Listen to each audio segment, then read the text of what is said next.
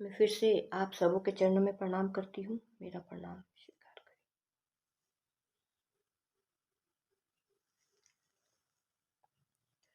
और आइए हम लोग चलते हैं फिर से अलमिलाकर में और सुनते हैं आगे क्या हुआ। हम लोगों ने सुना था कालांतर में राजू बाबू मधेपुरा नगर पालिका के अध्यक्ष पद से लेकर बिहार सरकार के मंत्री तक के पद पर शोभायमान। आज इसके आगे चलते हैं। रात होने को आई, लोग अपने अपने घरों की ओर चल पड़े। दूर रहने वाले एक दो गुरु भाई ठहर गए। हंसते हुए साहब ने कहा, नीलम, लगता है ये लोग आज फिर आटा गीला करेंगे। इनके चेहरे पर अस्वीकृति के साथ हल्की सी मुस्कान दौड़ पड़ी। अपनी समस्याओं के समाधान के निर्मित इनकी इच्छा थी कि आज रुक कर कुछ बात कर ले। आरती हो चुकी थी। उदय बाबू मटकुरी में रसगुल्ले लाए थे। प्रसाद चढ़ चुका था। नीलम ने प्रसाद के 2 रसगुल्ले हरिंद्रानंद को खाने के लिए दिए। नीलम, गुरु भाई लोग घर को मंदिर बनाते जा रहे हैं। अंत अंतर केवल यही है, मंदिरों में शिव पर चढ़ा हुआ प्रसाद लोग नहीं खाते, पर यहाँ हम लोग शिव पर चढ़ा हुआ प्रसाद मांग कर खाते हैं। ठहरिए, अब हर महीने जिस दिन तनख्वाह मिलेगी उसी दिन मैं 20 रुपए का रसगुल्ला खरीद कर लेता आऊंगा। मधेपुरा के अरुणा होटल के मालिक पोरस दा 20 रुपए में माटी की मटकुरी में 50 रसगुल्ले उन दिनों दिया करते थे। 3 महीने तक ये सिलसिला चला। मिठाई आती और उसे महादेव को अर्पित किया जाता। चौथा महीना आया। 20 तारीख के आसपास नीलम ने कहा, इस महीने तो आप रसगुल्ला लाए ही नहीं। हरिंद्रानंद थोड़ी देर के लिए निश्चल, फिर बोले, अरे मैं तो भूल गया, अब तो पैसे भी नहीं है। हर महीने के अंतिम सप्ताह में तुम अगरबत्ती से आरती करती हो, चलो महादेव से माफी मांग लेते हैं। दोनों पूजा घर में गए। चावल बिछा ही रहता था, लेकिन अब संवाद आने कम हो गए थे। कोई पूछने वाला नहीं था। पर्दा हटाया तो बिछे चावल पर नजर पड़ी। ऊपर बल्ब जल रहा था, इसलिए कुछ स्पष्ट नहीं हुआ। नीलम बेडरूम से टॉर्च ले आई। चावल पर लिखा था, छिया, मुझको शरीर है जो मैं खाऊंगा बेटा। माफी मांगने का उत्तर आ चुका था। रसगुल्ले चढ़ाने का सिलसिला बंद हो गया। सचमुच स्थिति तो विपरीत थी। विगत 4 वर्षों से हरिंद्रानंद ही महादेव को कहकर अपनी रुचि के अनुसार मिठाइयाँ भी मंगवाया करते थे। पूजा घर में आई मिठाइयाँ ताजी और गर्म हुआ करती थी और संख्या भी 100 से कम नहीं होती थी। अगर कोई नई घटना नहीं थी या कोई नई घटना नहीं थी, इसकी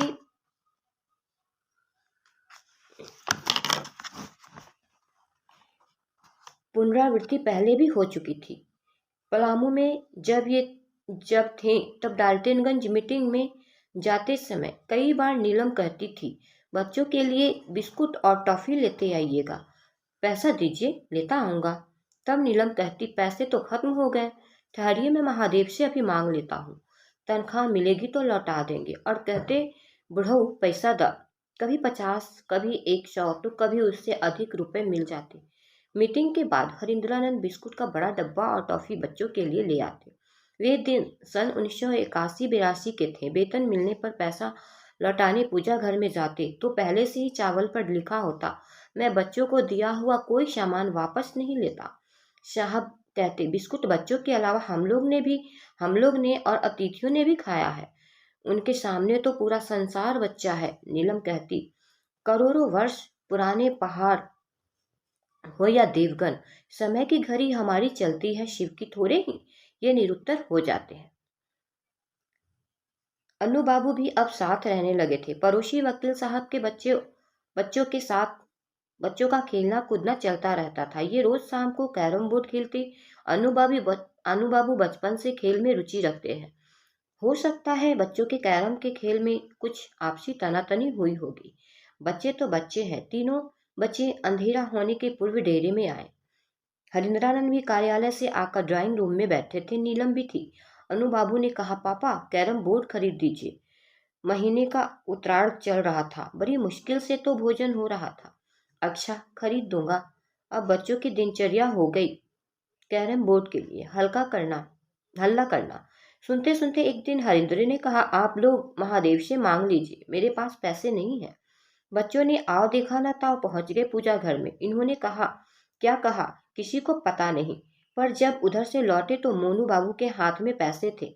पैसों की गिनती हुई, कुल 156 रुपये कुछ पैसे थे। अभी शाम आई नहीं थी, शोर हुआ बाजार जाने का। जीप का चालक वहीं खड़ा था। बोला, बाबू चलिए, अहद साहब की दुकान में कैरम बोर्ड मिलता है। तीनों बच्चे चले, उधर से जीप पर कैरम बोर्ड लेकर आए। ड्राइवर हरी जब वापस लौटे तो नीलम ने कहा, उधार भी लगा आए हैं क्या? उसने तपाक से कहा, नहीं दीदी जी, गिनती के उतने ही रुपए थे जितना कैरम बोर्ड का दाम था। बच्चों को इससे क्या, चौकी पर कैरम बोर्ड लगा, 4 खिलाड़ियों की गिनती भी तो पूरी करनी थी, जिसके लिए हरि प्रस्तुत ही था। संध्याकालीन चर्चा के उपरांत विजेंद्र डेरे पर ही रुक गए। प्रत्युष काल में पश्चिमी हवा के मृदुल स्पर्श से नींद खुली। सुबह के 4 बज रहे थे। यही वह समय था जब इनके पिता अध्ययन करने के लिए जगा दिया करते थे। कितनी विचित्र बात थी कि बचपन की आदत आज तक उनसे लिपटी हुई थी। यद्यपि जागने के बाद अपने काम में लग जाते थे, किंतु आज उन्होंने ऐसा कोई प्रयास नहीं किया। वैसे इंसान तो जीवन पर भर विद्यार्थी रहता है। कुछ जानने समझने की जिज्ञासा उसके भीतर सदैव बनी रहती है। फिलहाल बेरोजगारी के कारण पढ़ाई के से मन उचट चुका था। दोबारा से आंख कब और कैसे लग गई पता नहीं। नींद तब खुली जब सुबह का गवाह बनने वाली चिड़ियों की चहचहाट और सड़क पर चलने वाली कुछ मोटर गाड़ियों की आवाज स्पष्ट सुनाई देने लगी। पूजा घर से आ रही चंदन की खुशबू एवं रुद्राष्टक की सुमधुर ध्वनि से मन प्राण उद्भासित हो गए। मन की आंखें भी खुल गई। नमामि शमि श्याम निर्वाणि रूपम विभु व्यापकम ब्रह्म वेद स्वरूपम निर्ज निर्गुणम निर्विकल्पम निरेहम चिदाकाशम वासम भजेहम। अंदर से दीदी की आवाज आई, मंडल जरा जाकर देखिए, विजेंद्र उठ गए हो तो चाय दे दीजिए, दे आइए। विजेंद्र साहब ने बरामदे में आवाज लगाई। कानों में साहब की आवाज पड़ती ही ये अपने बाल ठीक करते हुए बरामदे में आ गए।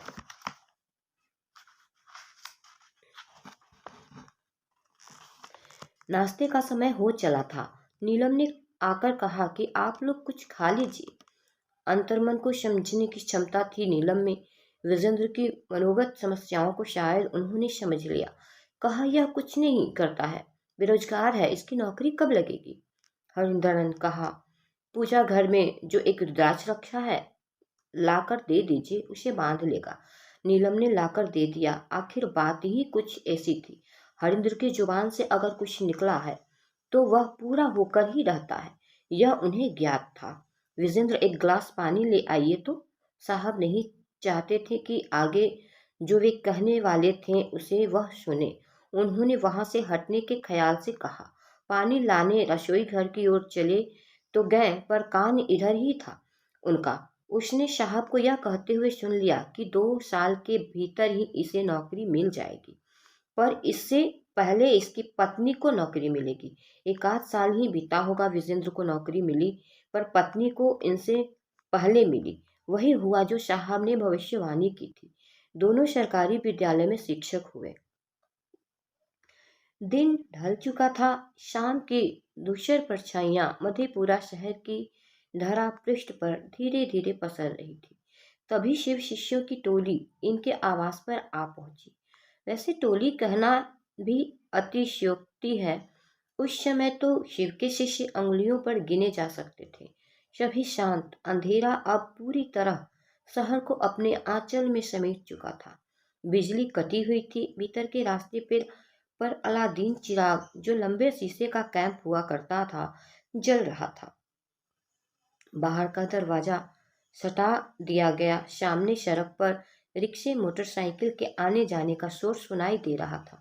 अचानक बाहर से स्पष्ट और तेज आवाज आई। दाने दाने पर लिखा है खाने वाले का नाम।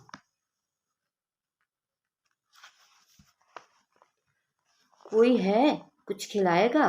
बैठे हुए लोग में से एक दो शिव शिष्य दरवाजे की ओर लपके।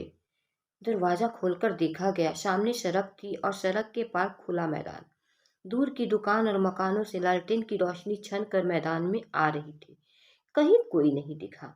लोग आकर बैठ गए। आदतन दरवाजा सटा दिया गया। सभी विस्मय में। फिर वही आवाज आई, अरे कोई कुछ खिलाएगा?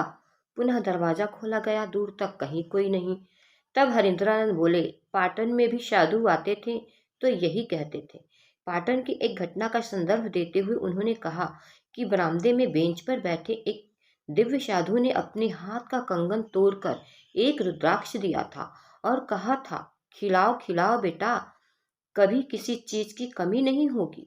फिर इन्होंने गुरु भाइयों को कहा कि निश्चिंत निश्चिंत होकर बैठिए, आवाज अब नहीं आएगी। आज भी हरिंद्रन के घर पर 20-25 लोगों का भोजन प्रतिदिन बनता है, जबकि उनकी स्वयं की दिनचर्या न्यूनतम व्यवस्था में चलती है। ये कहा करते हैं कि अन्न पर मात्र शिव का अधिकार है। कोई कोई कहीं भी खाता है, अपने हिस्से का खाता है।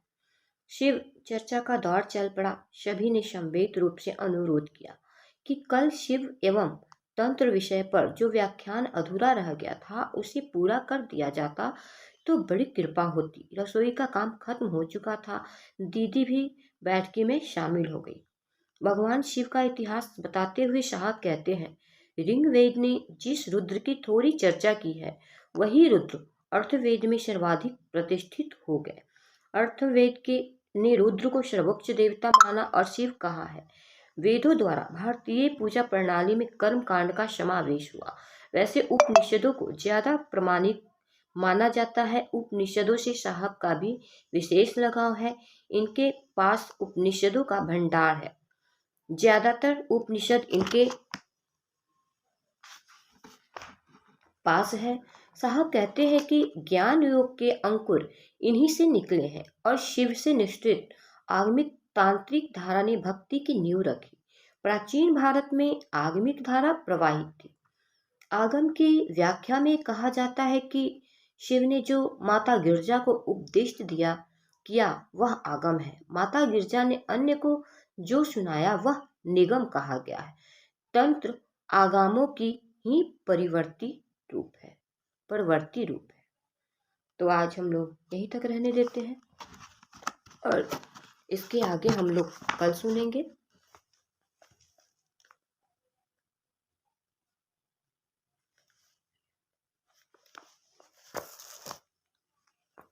मैं फिर से आप सबों के चरणों में प्रणाम करती हूँ। मेरा प्रणाम।